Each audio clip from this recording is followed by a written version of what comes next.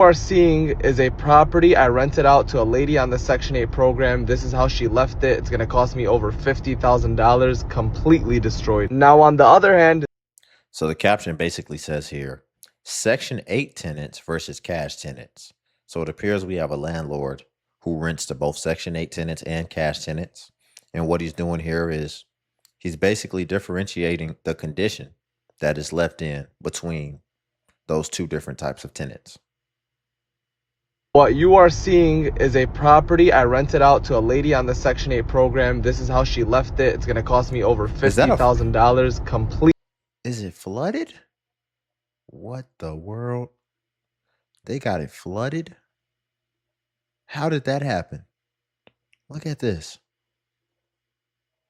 Lady on the Section 8 program. This is how she left it. It's going to cost me over $50,000, completely destroyed. Now, on the other hand, this was a lady who was paying cash, working a normal 9 to 5. Exactly how I gave her the property, she gave it back to me.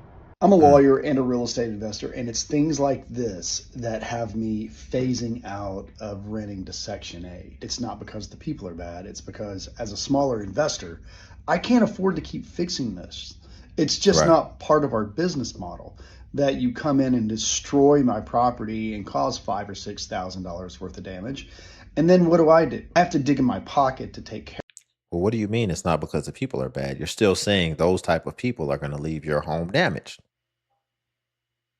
It's like we have to be, this is the problem why nothing can get corrected, because we have to be so careful with our words to where we can't just say things how it is. And you know what's crazy? If you speak to a Section 8 tenant, I guarantee you they ain't going to have no problem telling you things just how it is, saying it boldly, directly, and untactfully. And it'll just be what it is. But for people who actually have stuff going on and ultimately something to lose, we can't even just say, yeah, Section 8 tenants mess up our property. A lot of them en masse are despicable in the way that they treat people and in the way that they try to exploit certain things to their benefit and at the same time harm innocent people who took a chance on them. That's okay to say, because we got to start calling it like we see it. Otherwise, there can be no correction. And that's what correction is. Calling things how you see it with the intention of improving things moving forward. Y'all, before we get back into it, though, if you could like the video, only takes a second and it actually helps out more than you know. And it's really just a click. So if you're here anyway, you might as well click that like button. And then also if you can hype the video as well. I can't afford to keep fixing this. It's just not part of our business model that you come in and destroy my property and cause $5,000 or $6,000 worth of damage. And then what do? I have to dig in my pocket to take care of it. It's just not worth it anymore. I can't say that every cash paying tenant is awesome, because they're not. So this isn't a blanket statement. That's true. But I do see this more often than I don't see it with my Section 8 tenants. And that's why we've been phasing out of this. Oh, wow. What do you guys? Yeah, we know what's going on. We know what's going on.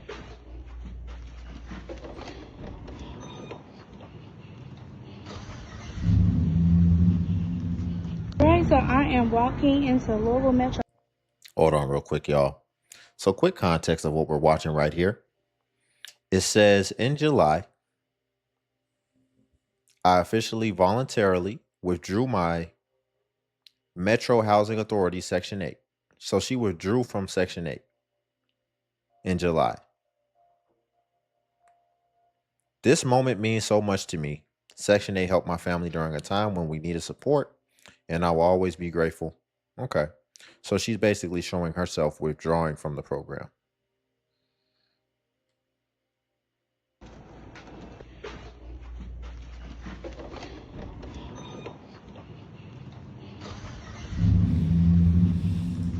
Right, so I am walking into Louisville Metro Housing Authority to turn in my paperwork to voluntarily withdraw from their program.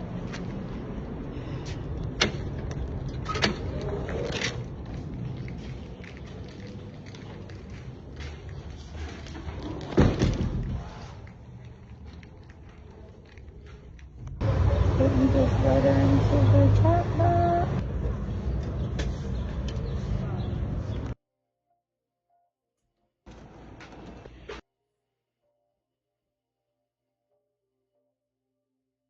Millions of people are about to be homeless. This is what they are saying. Allegedly, something's going on with Section 8. Pay attention. I did some research. Till the end, I'm going to bring it up, and we're going to tell you what's real. Look at this. Well, 1.4 million people going to be homeless in just about 4 months because Trump cutting Section 8 in November. Well, breaking news, y'all. Section 8 benefits funds will be cut out in the middle of November. Looks like there's going to be many people out on the streets. Trump just announced that everybody who's 40 and under, he about to strip away their Section 8.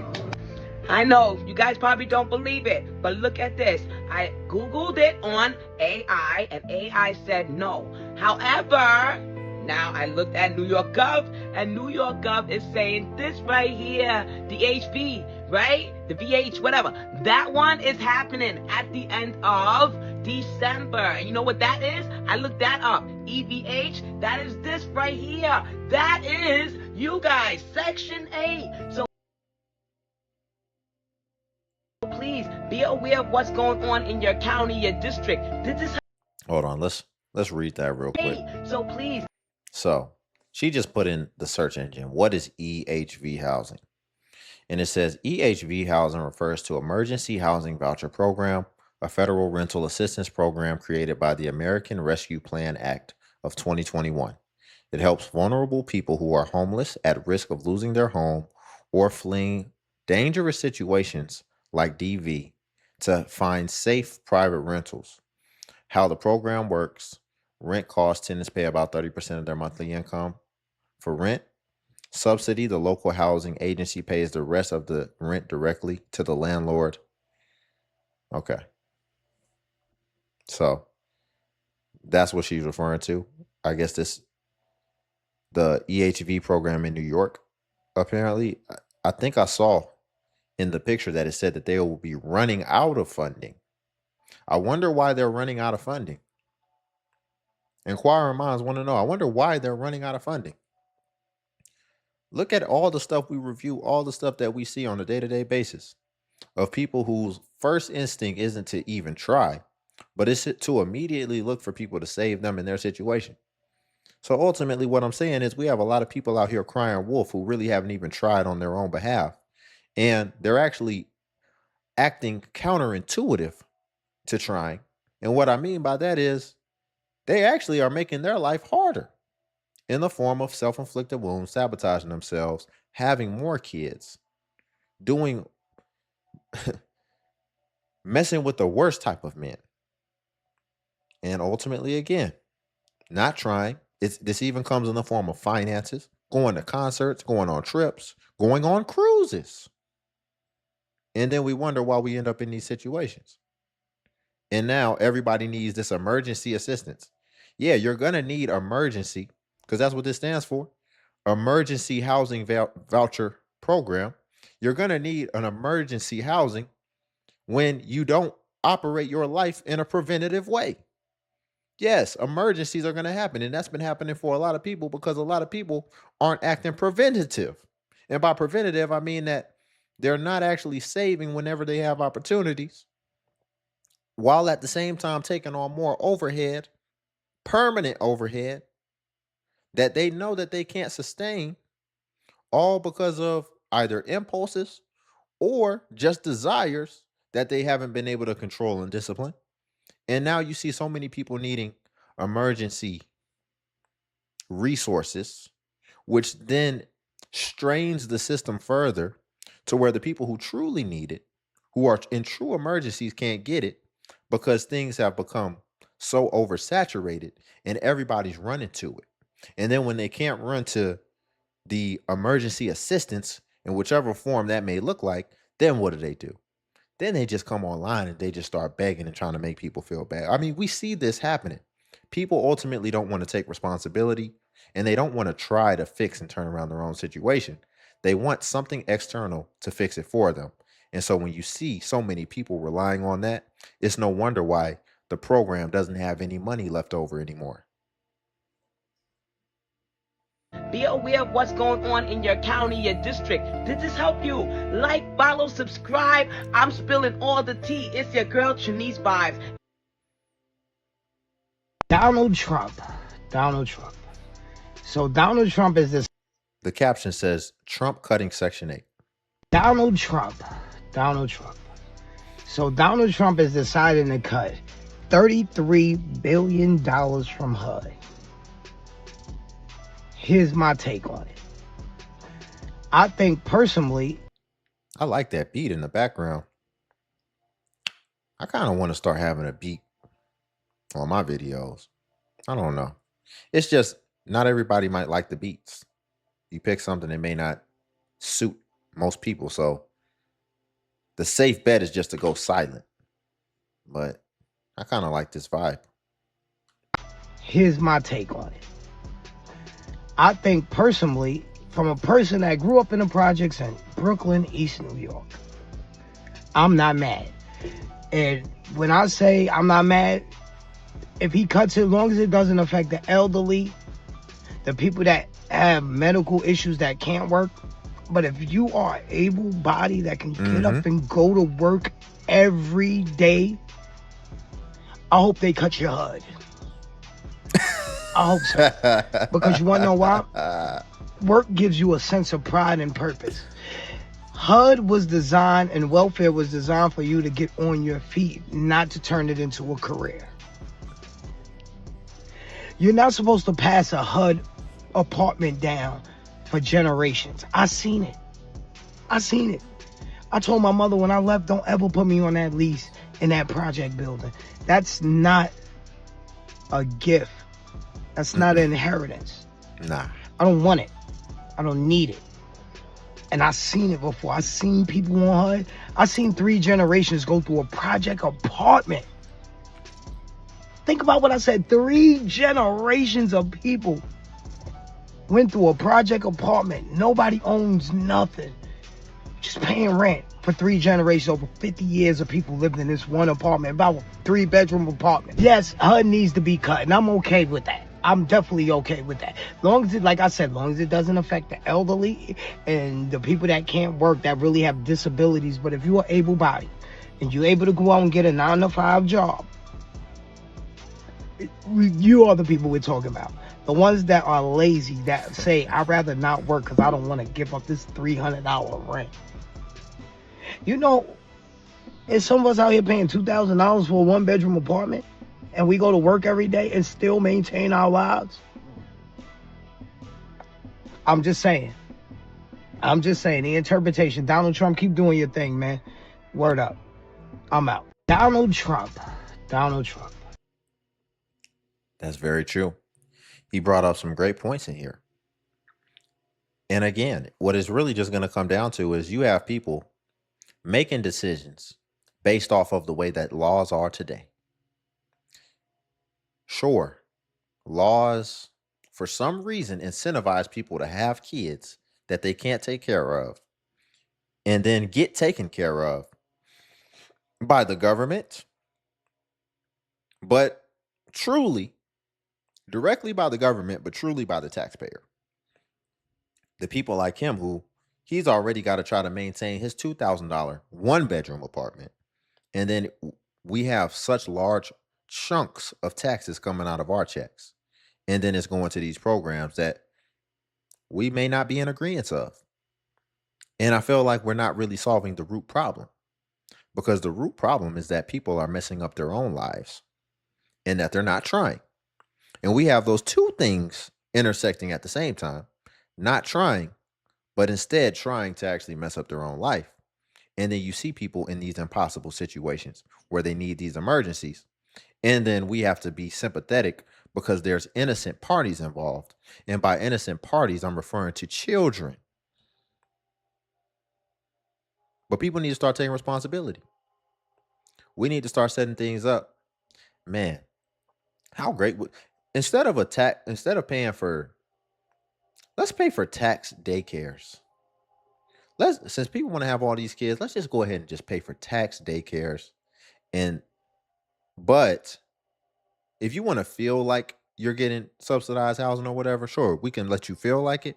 But the requirement is we're going to put you somewhere working 3 jobs since you decide to have all these kids.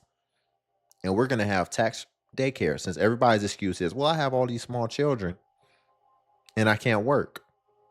No, let's have taxpayer funded daycares. And then now for you to stay required on the program and getting everything, you're required to work 100 hours a week. Because you're choosing to take on more than this dude said. I think he said it's just him, and he's trying to maintain all his bills for all this stuff. So if you're choosing to take on added baggage, added overhead, then that's a choice. You made a choice that you're going to have to work a very hard life for a very long time. And I don't think that people understand that.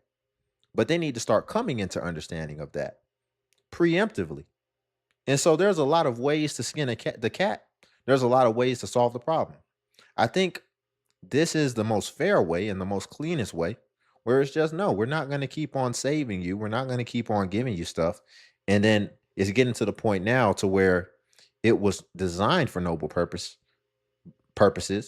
But now we have so many people taking advantage of it egregiously that it just doesn't make sense anymore. And yes, there's nothing perfect. There's no perfect way to solve complex problems like this. So you just have to make a rule, and then we just have to take it from there. And but the beautiful thing about human beings, man, we're adaptable, and we will surprise. We can pull some surprises out of the hat a lot of times when our back is against the wall. And I feel like if you choose a certain life for yourself, or you choose not to forsake certain things to be able to set certain things up in the future, then I feel like you're choosing to live a life like that. Hey, so for anybody that's wondering what's going on with Section 8, if it's true about they trying to get rid of Section 8, it's very much true. And that is very much so. That is not no lie. That is not no gossip. That is a fact. To all the people that's on Section 8, he is giving y'all 2 years to get on your feet. Trump said stop being dependent and become independent. I agree. I'm not a hating ass bitch. I'm not knocking nobody's situation. But if you really think about it, Section 8 is only to assist you to get on your feet. Section 8 is a stepping stone to get you on your feet. Section 8 is not something you should depend. I'm not no hating a ninja either. I'm not a hater, but don't hate on me either. And what I mean by that is, shoot, okay, well, if I want to save more on my taxes, don't hate on me. I'm all for cutting a lot of unnecessary things, because hopefully eventually what that can open up is for people to not be so heavily taxed. Or if we're going to be heavily taxed, let me see it. Let me see it. Man, you go to other countries, Dubai, Thailand, man, it's beautiful. It looks futuristic. I don't even see it here in America. I just don't see it.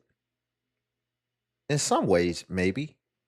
But all in all, no, let's let it go to some better things then.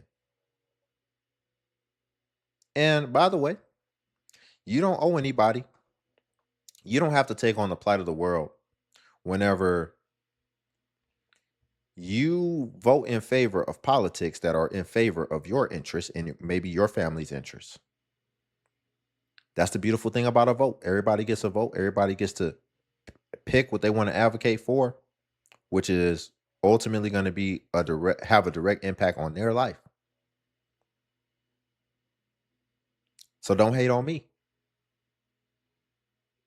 Assist you to get on your feet. Section 8 is a stepping stone to get you on your feet. Section 8 is not something you should depend on for the rest of your life. So apparently the rumors about them shutting down the Section 8 program are true. There seems to be people who've been taking advantage of this program for the last 10 to 20 years now. Some of these people even passing it down generation after generation, which is honestly crazy to think that there's people out there who never even got a chance to work for themselves because they was put onto the Section 8 program by their parents. Hey, a lot of people say Section 8 is a stepping stone to get on your feet and all this type of stuff.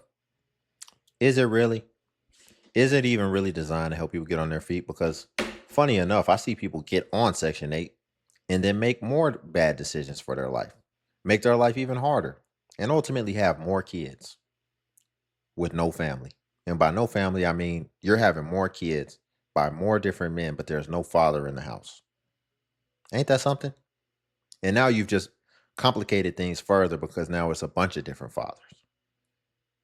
So you've complicated your life more. You've added more direct overhead, which ultimately is a direct expense, all while you were already on a program where you said that you were in poverty. And without the program, there could be a chance that you and your kids will be out on the streets having to survive and fend for yourself. Now, what did he say?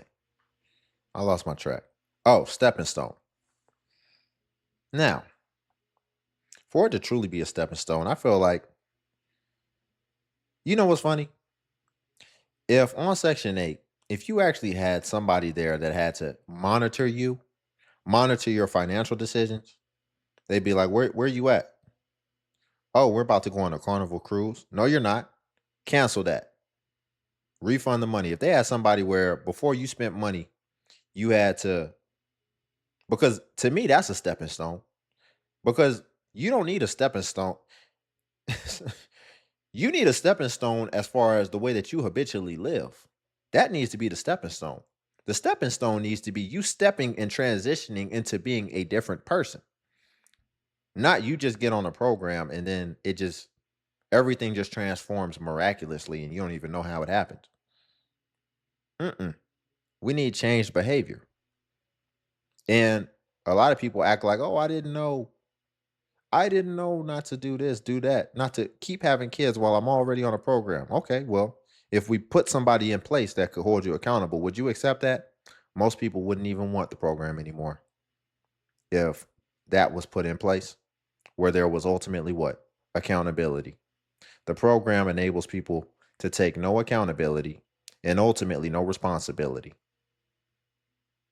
while never addressing the real issues. So for anybody that's wondering what's going on with Section 8, if it's true about they trying to get rid of Section 8, it's very much true. That is very much so. That is not no lie. That is not no gossip. That is a fact. And if you don't believe me, check this out. So basically what that means is the government is basically slowly pulling the plug on Section 8, HUD, and any other government assisted living. Okay, so what that means, your housing voucher, your Section 8, your HUD, your GRAFA, whatever, if it's funded by the federal government, they cutting that in half, meaning it's not going to be a lot of government housing going on. Okay, now with all of that being said, they also changing stipulations and guidelines when it come to being qualified and being a recipient of Section 8. And some of that goes along with this. Now, some of those new stipulations and guidelines is this. If you've been on Section 8 more than 2 years prior to this going in effect, you coming up off of it. Going forward, you can no longer be on Section 8 no more than 2 years. If you have been on Section 8 more than 2 years prior to this law going in effect, when it go in effect, you coming up off of it immediately. They notifying tenants who've been on it longer than 2 years, meaning you could have got back on it in 2010. If you have been on it longer than 2 years, they notify tenants, and each state is going to vary. You have 60 to 90 days, depending on which state. Ooh. 60 to 90 days after you are notified that you have been on Section 8 longer than 2 years, you have to find somewhere else to stay at, because after they notify you, have 60 to 90 days before you basically will be evicted, removed from the program. It's no more generation to generation. None of that stuff. It's a wrap. This is not a Georgia law. This is not a Texas law. This is not an Alabama law. This is a United States law.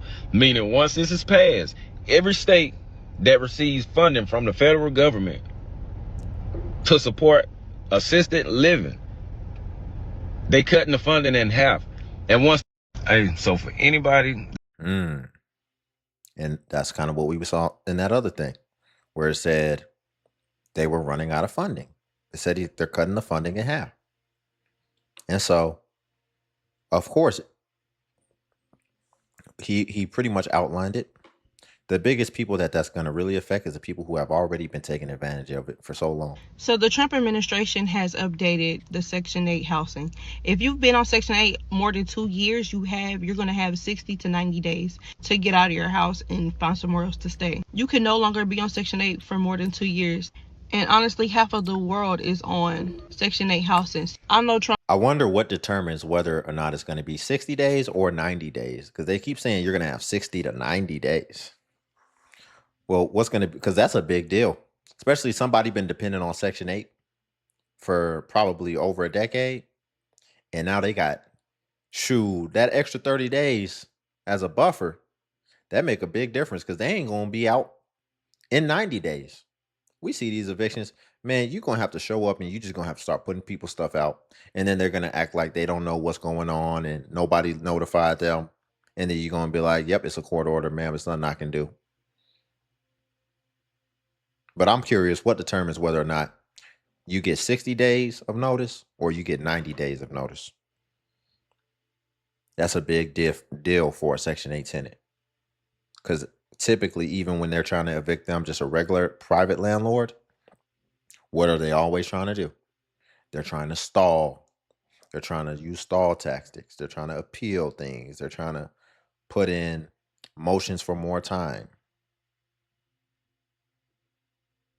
Said he was trying to clean up the streets, homeless people. But at this point, doing that specifically, that's going to cause Americans to become homeless again. So it's going to be a repeating cycle. They said they are going to still have Section 8, but it's going to become like a state thing.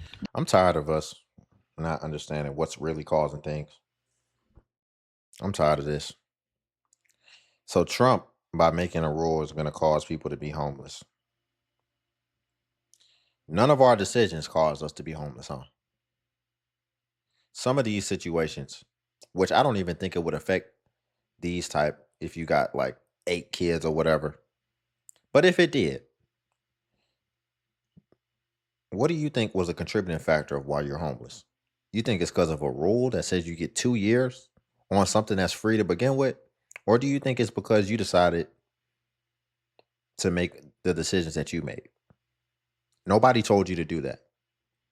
And in a lot of cases, a lot of people were doing that because they were being incentivized by these programs to do that.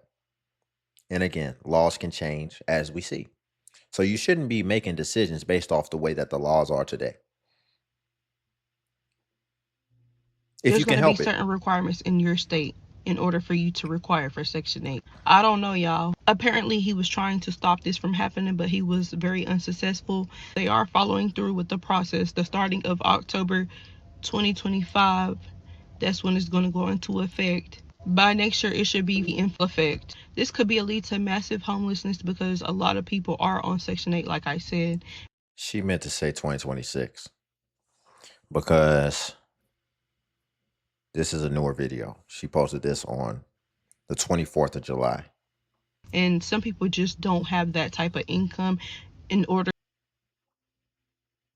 I don't know what Section 8 tenant need to hear this, but choose your friends wisely. Don't let your friends be all at your house fighting and shit. Got the police all out there and shit. Because guess what? They ain't got to stay there. You do. Don't get thrown out. The fact that that's something that we even have to make a public service announcement about just shows the state of where we are. Choose your friends wisely. Don't have your friends on your front yard fighting and ish. What type of person are you that you've got a friend group and y'all stay on the front of the yard fighting in a neighborhood, in a home that you don't even own and that you're really privileged to even be able to have? And you have to give that type of advice? Who are you giving that advice for? I think the fact that you have to even give that advice is really what truly outlines the biggest problem. So everybody got their panties in a bunch. Let me see what she's talking about. So everybody got their panties in a bunch, saying that the Section 8 waiting list is open and that you can apply for Section 8 in Houston, Texas.